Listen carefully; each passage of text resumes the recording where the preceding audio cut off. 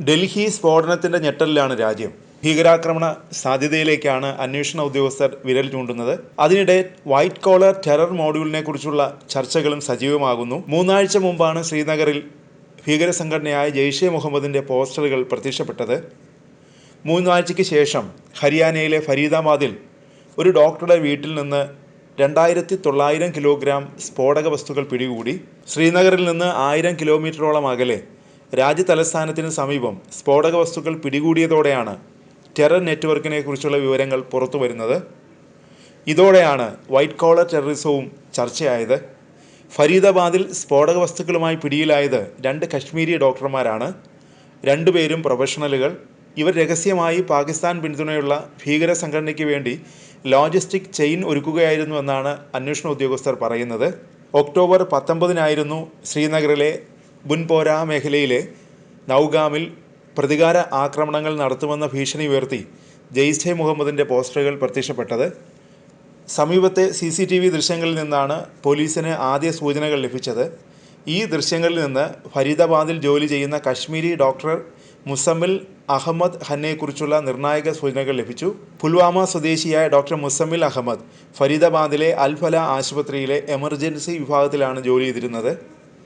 ജമ്മു കാശ്മീരിൽ നിന്നുള്ള അന്വേഷണ സംഘം ഹരിയാനയിലെത്തി ഡോക്ടറെ ചോദ്യം ചെയ്യാനായി കസ്റ്റഡിയിലെടുത്തു. ചോദ്യം ചെയ്യലിൽ താമസ സ്ഥലത്ത് സ്ഫോടക വസ്തുക്കൾ സൂക്ഷിച്ചിട്ടുള്ളതായി ഡോക്ടർ മൊഴി നൽകി. വീട്ടിൽ നടത്തിയ പരിശോധനയിലാണ് സ്ഫോടക വസ്തു ശേഖരം കണ്ടെത്തിയത്. സ്ഫോടക വസ്തുക്കൾ മാത്രമല്ല, ഒരു ബോംബ് ഫാക്ടറി തന്നെ കണ്ടെത്തിയെന്നാണ് പിന്നീട് അന്വേഷണ സംഘം അതിനെക്കുറിച്ച് പറഞ്ഞത്. സ്ഫോടക വസ്തുക്കൾക്കൊപ്പം ടൈമറുകൾ, ഡിറ്റനേറ്ററുകൾ, റിമോട്ട് കൺട്രോൾ സർക്യൂട്ടുകളും പിടിച്ചെടുത്തു.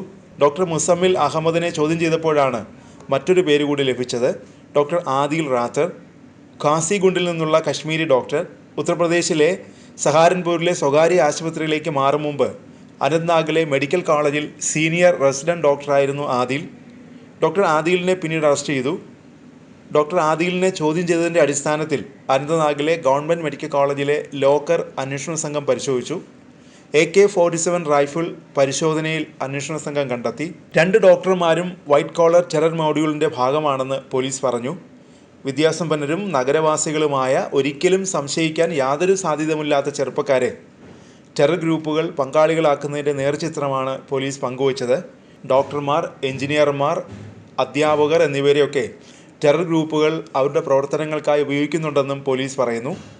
അതിനിടെയാണ് സ്ഫോടക വസ്തുക്കളുമായി അറസ്റ്റ് ചെയ്ത ഡോക്ടർമാരുടെ കൂട്ടാളിയാണ് ചെങ്കോട്ടയിൽ സ്ഫോടനം നടത്തിയതെന്ന അന്വേഷണ ഉദ്യോഗസ്ഥരെ ഞെട്ടിപ്പിക്കുന്ന വെളിപ്പെടുത്തൽ ഉണ്ടായത്. ചാവേർ സ്ഫോടനമാണ് നടന്നതെന്നും മുഖ്യ സൂത്രധാരൻ ഡോക്ടർ ഉമർ മുഹമ്മദ് എന്നയാളാണെന്നും ദേശീയ മാധ്യമങ്ങൾ റിപ്പോർട്ട് ചെയ്യുന്നു. ജമ്മു കാശ്മീർ, ഹരിയാന, ഉത്തർപ്രദേശ് സംസ്ഥാനങ്ങളിലായി വ്യാപിച്ചു കിടക്കുന്ന ശൃംഖലയിലെ അംഗങ്ങളാണ് പിടിയിലായതെന്നും പോലീസ് പറയുന്നു.